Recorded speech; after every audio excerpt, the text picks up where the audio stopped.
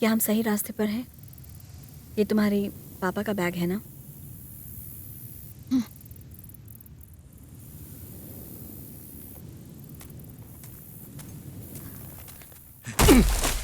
उनका कैमरा अभी भी काम कर रहा है। क्या ये सामान वो हमारे लिए छोड़ गए? उन्होंने यहाँ कैंप लगाया होगा।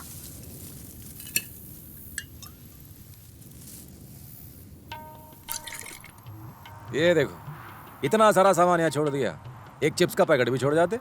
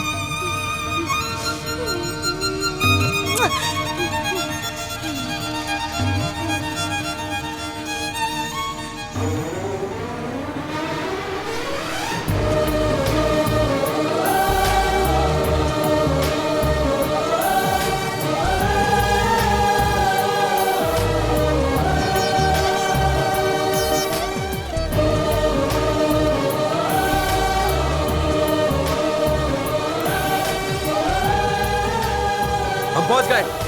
चोला राजकुमार के छुपने की जगह हम पहुंच गए। मेरे पापा शायद इस जगह तक पहुंचे थे। सुना है बाप?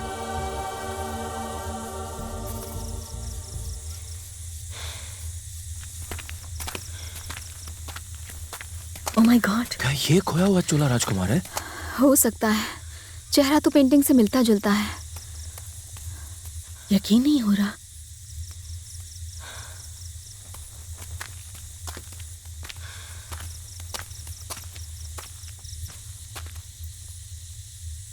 वो क्या है?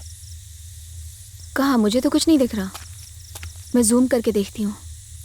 ये क्या है? ओह माय गॉड, ये तो ऊंट है।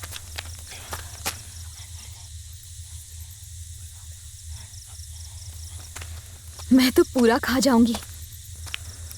देखो, लालच मत करना। चलो चलो, कम ऑन। वो ऊंट कहीं भाग ना जाए। मारने के लिए कोई हथियार खोजो। ऊंट भागने ना पाए। धीरे धीरे धीरे। चलो दावत उड़ाते हैं। घेरो घेरो, उसे आगे से घेरो, आगे से। गर्दन पर वार कर रहा होगा। धीरे।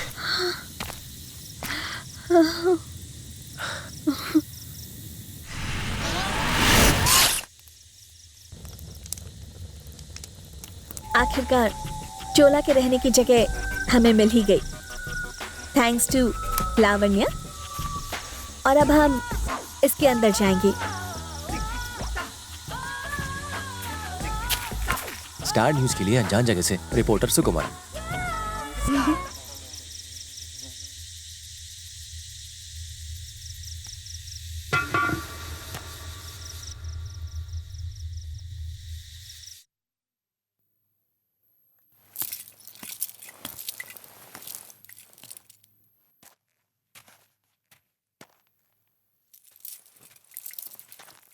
ये क्या हुआ?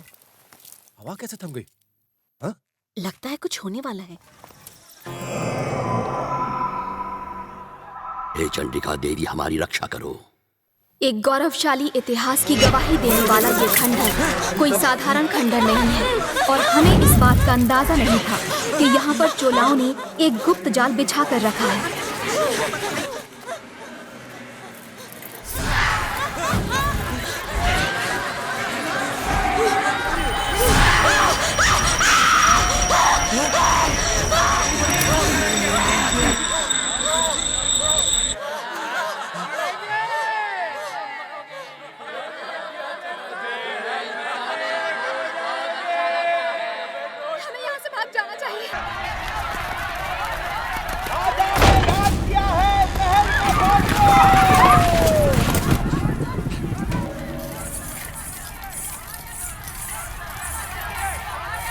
ये है चोलाओं की महारानी, ये है राजकुमारी और राजकुमार। आज इन लोगों के लिए खाने का दाना भी मिलना अस्तित्व की लड़ाई बन चुकी है। कुछ चोलाओं का मानना था कि पांड्यन की मूर्ति चुराने की वजह से उन्हें श्राप लगा था। चोला के राजा को आज तक उस ईश्वरीय दूत की प्रतीक्षा है जो इन सब के लिए खुशहाली का संदेश लाएगा। एक ऐसा संदेश जिससे चोलाओं का खोया हुआ गौरव, उनका खोया हुआ स्वर्णिम युग फिर से लौट आएगा। इन नागरिकों को उम्मीद है कि चोला राजा इन्हें अपने साथ अपने राज्य लेकर जाएगा। इन चोला नागरिकों की जिंदगी पर बदकिस्मती से किसी की नजर लग गई।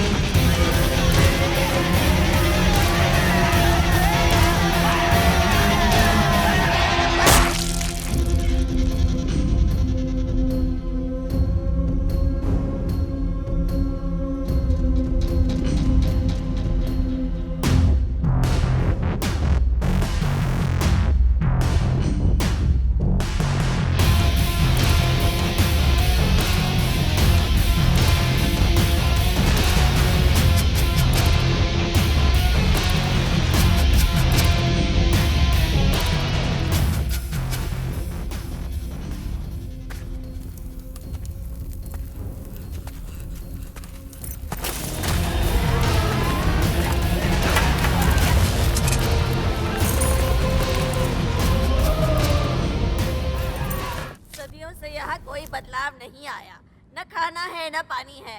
कब आएगा हमारी खुशहाली का दूत राजा? तुम तो महल में भोग विलास से रहते हो और तुम्हें कोई नहीं बताता कि हम बाहर क्या क्या मुसीबतें झेलते हैं। तुमने तो कहा था कि दूध के आते ही यहाँ खुशहाली आएगी। अगर किसी दिन यहाँ बगावत हो गई तो उसके जिम्मेदार तुम और तुम्हारा चोला राजवंश होगा।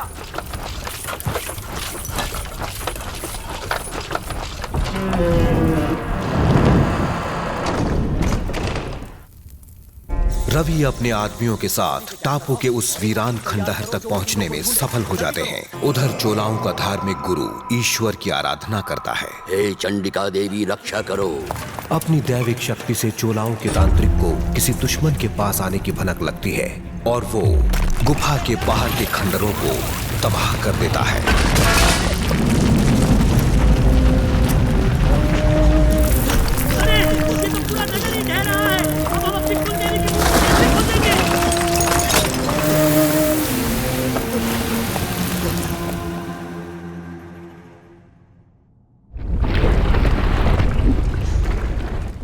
इसकी पीठ पर मैंने शेर का गोदना देखा है।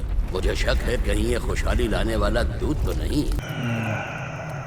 चोलाओं का तांत्रिक अपनी जादुई कौड़ियों से अनीता की असली पहचान और वहां आने का मकसद जानने की कोशिश करता है। ऐ देवी तू हमें बता, क्या है ये बला? लेकिन कोई सीधा उत्तर न मिल पाने की वजह से वो और झल्ला जाता है। वो उसकी बलि चढ़ाने का फैसला करता है।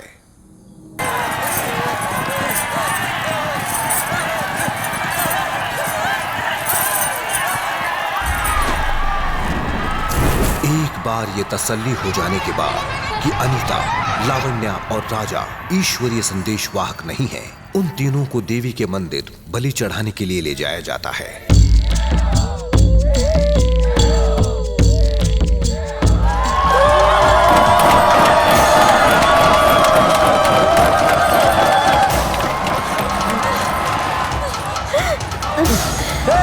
अपन को काय को पकड़ रखा है?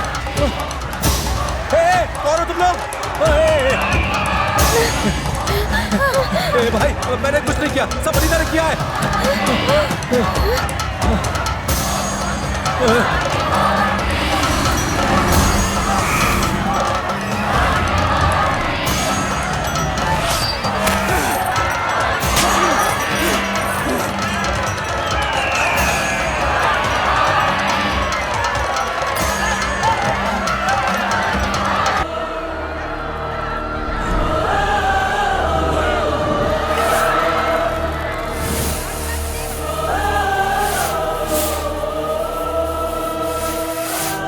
उसी समय चोलाओं की कुलदेवी स्वयं अग्नि के रूप में वहां प्रकट हो जाती है, जिससे लोगों का यकीन पुख्ता हो जाता है कि अनीता उनकी देवी की एक अवतार है।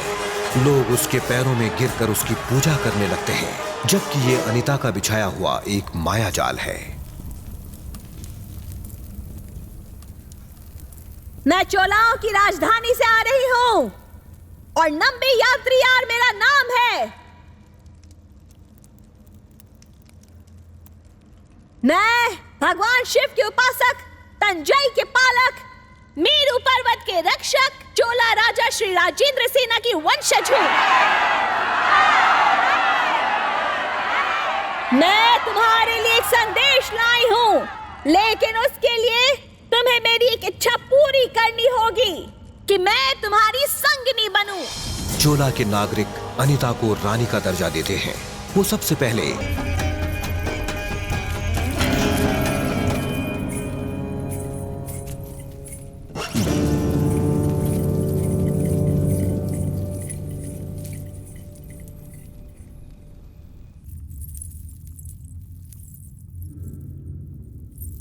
संदेश क्या है? बोलेगी कि नहीं? अकेले होने पर बताऊंगी महाराज।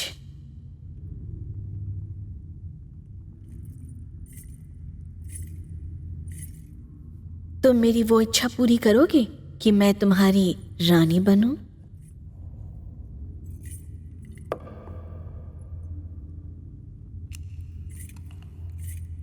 ये विषकन्या भरोसे के लायक नहीं है।